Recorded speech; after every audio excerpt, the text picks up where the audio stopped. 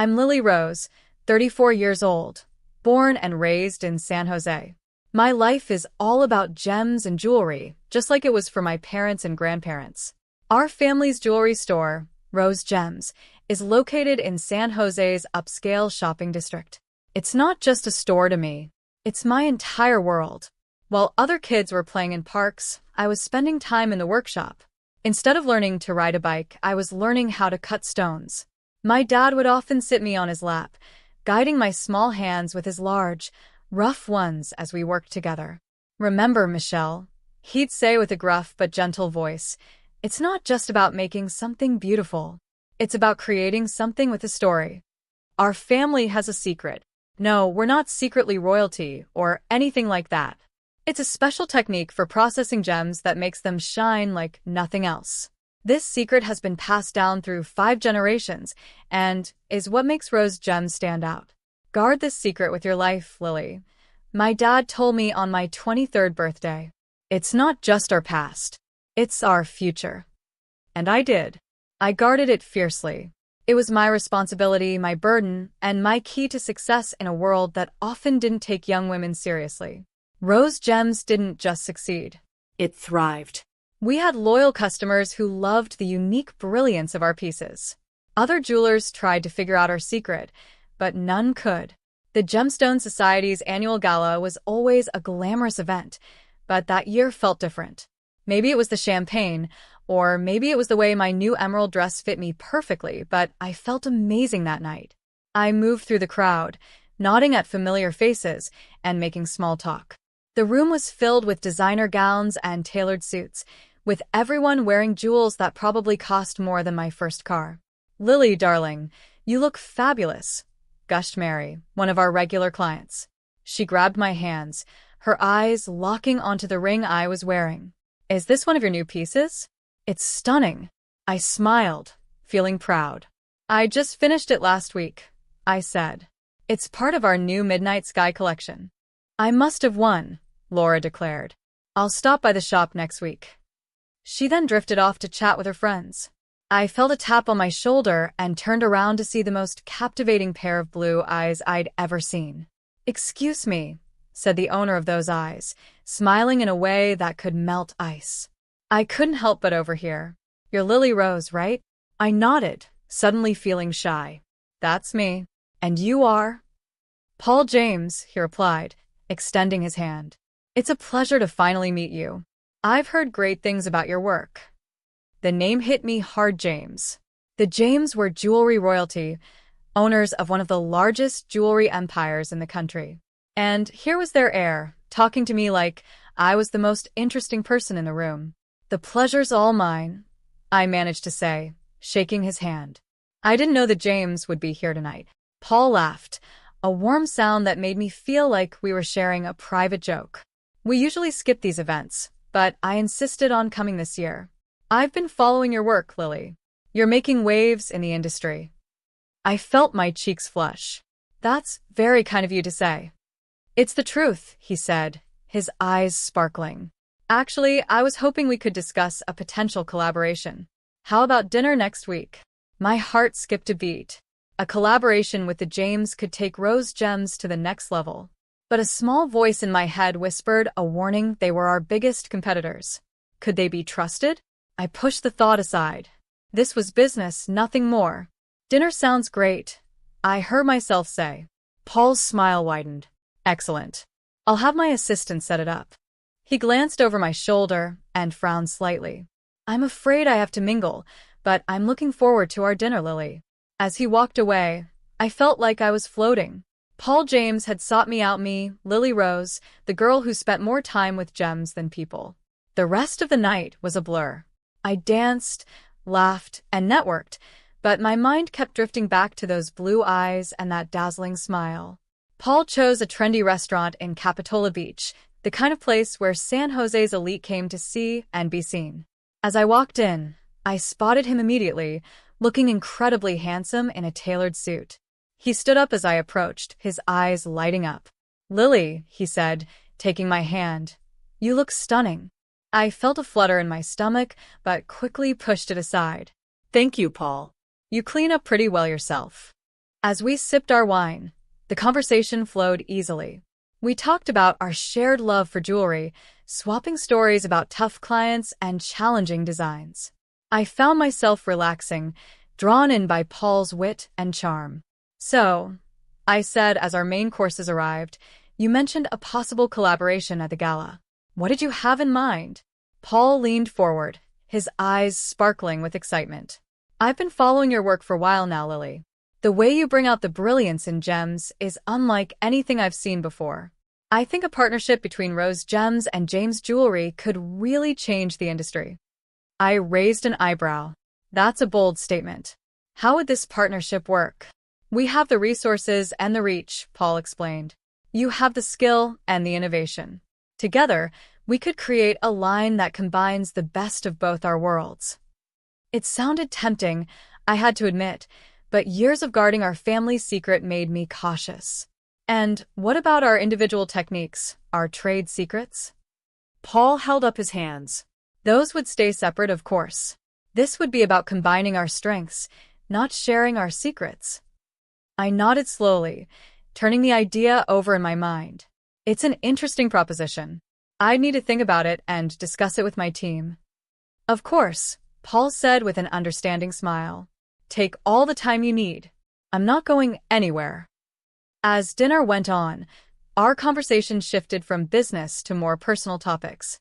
Paul told me about growing up in the shadow of the James Empire and the pressure to live up to his family name. I found myself opening up about my own experiences, the weight of carrying on the Rose legacy. Before I knew it, we were seeing each other regularly. Paul swept me off my feet with grand gestures and intimate moments. 2 weekends, he surprised me with a spontaneous trip to the Hawaii. "Pack a bag," he said, showing up at my door with a mischievous grin. "We're going on an adventure." I hesitated, thinking about the orders I needed to fill. "Paul, I can't just leave. I have work." He silenced me with a kiss. "The work will be there when you get back. When's the last time you took a break, Lily?" I couldn't remember, and that made me pause. Maybe he was right. Maybe I did need a break. The Hawaii felt like a dream. We spent our days relaxing on beautiful beaches, snorkeling in clear waters, and our nights dancing under the stars. It was amazing being the focus of Paul's attention. When we got back to San Jose, our relationship kept growing stronger. Paul would surprise me with rare orchids flown in from Thailand, their delicate petals showing how thoughtful he was. We'd spend evenings at fancy restaurants or quiet nights at home, talking for hours about everything and nothing. But it wasn't always perfect. The first time Paul took me to meet his parents, I felt like I was walking into a lion's den. His mother, Jessica James, looked me up and down with barely hidden dislike. "So, you're the little jeweler Paul has been spending so much time with," she said, her voice dripping with fake sweetness. I straightened up and met her gaze. "That's right, Lily Rose of Rose Gems. It's a pleasure to meet you, Mrs. James." Paul's father, Brian James, was a bit friendlier, but I could see the calculation in his eyes. "Rose Gems," he mused, "you've been making quite a name for yourself lately. Impressive for such a small operation." The dinner was full of backhanded compliments and thinly veiled insults. At one point, Jessica accidentally spilled her red wine on my dress. "Oh, I'm so sorry," she said, not sounding sorry at all. "I suppose your hands must be too rough from all that manual labor to hold delicate glassware properly." I forced a smile, even as I seethed inside. "No worries, Mrs. James. Accidents happen." Paul squeezed my hand under the table, showing silent support. Later, as he drove me home, he apologized over and over. "I'm so sorry about my parents," he said, his knuckles white on the steering wheel. "They can be difficult." I sighed, looking out at the San Jose skyline. "It's okay. I'm sure they're just protective of you." Paul shook his head. "It's not okay. You're important to me, Lily. They need to accept that." His words warmed my heart, pushing away the lingering chill from his parents' cold reception. As weeks turned into months, I found myself falling harder for Paul. He was everything I didn't know I wanted: charming, worldly, and clearly in love with me. For the first time in my life, I felt truly seen and appreciated for more than just my work. We had been dating for about 6 months when he surprised me with a trip to London. "Pack your bags, darling," he said, his eyes twinkling with excitement. "We're off to the city of love." Soon, I found myself in London, strolling hand in hand with Paul along the Seine, marveling at the architecture and indulging in rich English cuisine. It was like a dream. On our last night in London, Paul took me to dinner at a Michelin-starred restaurant with a view of the Tower of London. As we finished our dessert, he suddenly looked nervous. "Lily," he said, reaching across the table to take my hand, "these past months have been the happiest of my life. I can't imagine my life without you." Then, to my surprise, he stood up and got down on one knee beside our table. The other diners gasped and turned to watch. Lily rose. Paul said, pulling out a small velvet box. "Will you marry me?" I stared at the ring in shock. It was beautiful, though a small part of me couldn't help but notice it wasn't as stunning as some of my own creations.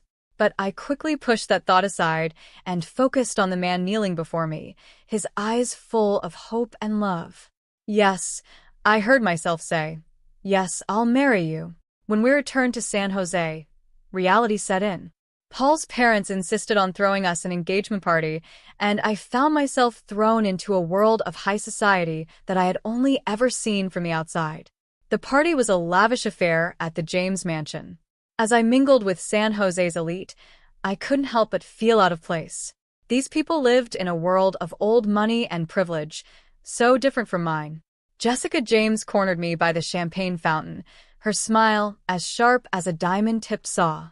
"Lily, darling, I must say we were all quite surprised when Paul announced your engagement. It's not often a James marries outside our social circle." Before I could respond, Paul appeared at my side, placing a protective arm around my waist. "Mother, I hope you're not giving Lily a hard time." Jessica's smile didn't reach her eyes. "Of course not, darling. I was just welcoming Lily to the family." Later that night, as Paul and I slow danced under the crystal chandeliers, he leaned in close. "I have an idea," he whispered. "Why don't you make a special piece for my mother as a peace offering? Show her what you can do." I hesitated. The Rose family's secret wasn't something I shared easily, not even with my fiancé. But maybe Paul was right, maybe this could be a way to bridge the gap between our two worlds. The weeks after our engagement were a whirlwind of wedding planning. I threw myself into creating the perfect necklace for Jessica, hoping it would be the olive branch that could finally win her over.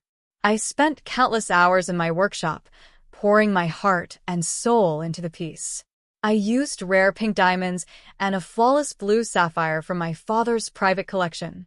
It was meant to be my masterpiece, a testament to my skill and the Rose family secret. One evening, as I was putting the finishing touches on the clasp, Paul stopped by the workshop.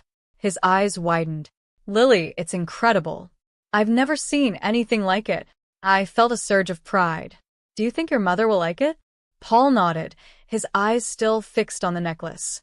"She'd be a fool not to. The way it catches the light, it's almost magical." I smiled, pleased with his reaction. That's the Rose touch. The next week, I was at the James Mansion for another wedding planning session when I suddenly heard raised voices down the hall. Curious, I slipped out of the room and followed the sound. As I got closer, I could make out what they were saying. "You're being ridiculous, Paul," came Brian's deep voice. "This marriage is a golden opportunity. Don't tell me you're getting cold feet now." "It's not like that," Paul protested. "But nothing," Jessica's sharp voice cut in. "You've done well, darling. She's eating out of the palm of your hand. Soon we'll have everything we need." My heart pounded in my chest as I edged closer to the partially open door. Through the crack, I saw Paul pacing, sipping wine from a glass. "You should see how eagerly she's making that necklace," he said, and I felt my world tilt. "She has no idea she's handing over the keys to her entire legacy." Jessica's laugh was cold and cruel. "And to think we almost objected to you marrying that little nobody. I must say, Paul, your acting skills have improved tremendously. She actually believes you love her." I stumbled back, my hand flying to my mouth to stifle a gasp. This couldn't be happening, it had to be a mistake. But Brian's next words shattered any doubt. Once we have the rose secret, we'll corner the market, he said, smug satisfaction in his voice. Who cares if her quaint little shop goes under? It's just business after all. I felt sick. My vision blurred with unshed tears as the full weight of their betrayal hit me. Paul, the man I thought I loved, the man I had agreed to marry, had been using me all along. The days following this shocking discovery were a blur of emotions and careful planning. On the surface, I played the part of the excited bride-to-be perfectly. I gushed over flower arrangements, fretted about seating charts, and continued working on Jessica's necklace. But inside, I was seething with rage and plotting my revenge. "How's the necklace coming along, darling?" Paul asked one evening, wrapping his arms around me from behind as I worked in my studio. I resisted the urge to pull away from his touch. "Almost done," I replied, forcing a smile. "Your mother's going to love it." Late into the night, after Paul had gone home, I started working on a new collection. Each piece was a work of art, telling the story of betrayal through intricate designs and carefully selected gems. But jewelry wasn't my only focus. One day, I hacked into Paul's home computer and downloaded all the files I could find. I spent hours going through James' company documents, searching for any signs of wrongdoing. It was tedious work, but my determination kept me going. One night, while reviewing a stack of financial reports, something caught my eye. The James had been systematically replacing high-quality gems with cheaper ones in their jewelry, scamming their customers out of millions. My next challenge was gathering evidence of their plot against me. I bought a small, high-quality recording device and carried it with me everywhere. It felt wrong, but I reminded myself that they started this game, I was just finishing it. As the final week before the wedding arrived, I put the finishing touches on my plan. I had evidence of the James gem scam, recordings of their scheme against me, and a collection that would shock San Jose's elite to its core. The morning of the wedding dawned bright and clear, a perfect San Jose day. As I arrived at the beachfront venue, my heart was pounding, but my resolve was strong. I clutched the velvet-lined case containing my new collection and all the evidence I'd gathered like a lifeline. "Lily, there you are," Paul's best man, Eric, called out as I entered. "Everyone's been looking for you. Are you ready?" I gave him a tight smile. "More ready than you know." As I was ushered into a private room to wait, I could hear the murmur of guests arriving outside. San Jose's elite, all gathered to witness what they thought would be the society wedding of the year. If only they knew. The wedding march began to play, and I started my walk down the aisle. Faces turned to watch me, smiling and expectant. I saw Jessica and Brian in the front row, looking smug and satisfied. Paul waited at the altar, beaming at me. But as I reached the altar, instead of taking Paul's hand, I turned to face the guests. "I'm afraid there won't be a wedding today," I announced, my voice clear and strong. Gasps echoed through the crowd. Paul's face twisted in confusion. "Lily, what are you doing?" I ignored him and addressed the guests instead. "Instead, I'll be unveiling my newest collection, The Betrayal of Christ." With that, I opened my case and began to take out the pieces one by one, explaining the meaning behind each one. The snake bracelet stood for deceit, the shattered diamond ring symbolized broken trust, and the color-changing teardrop earrings reflected the shifting nature of lies. As I spoke, I saw the look of understanding and horror appear on the James faces, but I wasn't done yet. "For the grand finale," I said, pulling out Jessica's necklace, a special piece with a hidden message. I held it up to the light, revealing the word liar spelled out in pink diamonds. The crowd gasped, this time a mix of shock and admiration.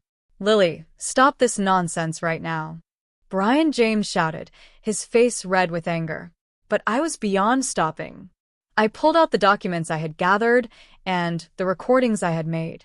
"The James aren't just liars in love," I announced. "They're liars in business, too." I proceeded to lay out the evidence of their gem scam, playing recordings of their plot against me and Rose Gems. With each revelation, the crowd's murmurs grew louder, and shocked faces turned toward the James, seeking an explanation. "This is preposterous," Jessica shrieked, but her voice was shaking. As security began to escort the furious James out, I addressed the crowd one last time. I stand before you not as a bride, but as a businesswoman protecting her legacy. Rose Gems will continue to create beauty and brilliance without compromising our integrity. The aftermath was chaos. Reporters who had come to cover a society wedding found themselves with a much bigger story. Photos of my triumphant face and stunning jewelry were splashed across social media and magazines worldwide. In the days that followed what the press dubbed the wedding that wasn't, my life became a whirlwind of interviews, legal meetings, and damage control. The story exploded beyond San Jose, capturing national attention. My phone rang nonstop with calls from reporters, industry insiders, and even Hollywood producers interested in my story. I sat in my workshop, surrounded by half-finished pieces and stacks of newspapers, all featuring my face on the front page. The headlines ranged from Jewel of Deception, Heiress Exposes $1 Million Scam, to Love, Lies, and Luxury, the Rose James Saga. The James empire crumbled under the weight of the scandal, with multiple lawsuits filed against them. My best friend and now lawyer, Sandra, burst through the door, her arms full of more newspapers and legal documents. "Lily," she said, dropping everything on my workbench, "we need to talk strategy. The press is having a field day, and we've got at least a dozen interview requests over the next few weeks." I carefully chose which interviews to give. I talked about the need for honesty in the jewelry business, the importance of stricter rules, and my vision for a more ethical industry. As the weeks turned into months, the media attention started to fade, but my determination only grew stronger. I focused all my energy on Rose Gems, pushing myself to create more innovative designs while staying committed to ethical sourcing. One evening, as I was locking up the shop, a woman approached me. She looked familiar, but I couldn't quite place her. "Miss Rose," she said hesitantly, "I'm sorry to bother you, but I wanted to thank you." I tilted my head, confused. "Thank me? For what?" She smiled sadly. "I bought a James piece for my 25th wedding anniversary. After your expose, I had it appraised. It turns out the stone wasn't nearly as valuable as they claimed. Thanks to you, I was able to get my money back." I felt a lump form in my throat. "I'm glad I could help." As she walked away, I realized that my actions had affected real people, not just faceless customers. The scandal that had almost ruined me had instead sparked positive change. And I, Lily Rose, was just getting started.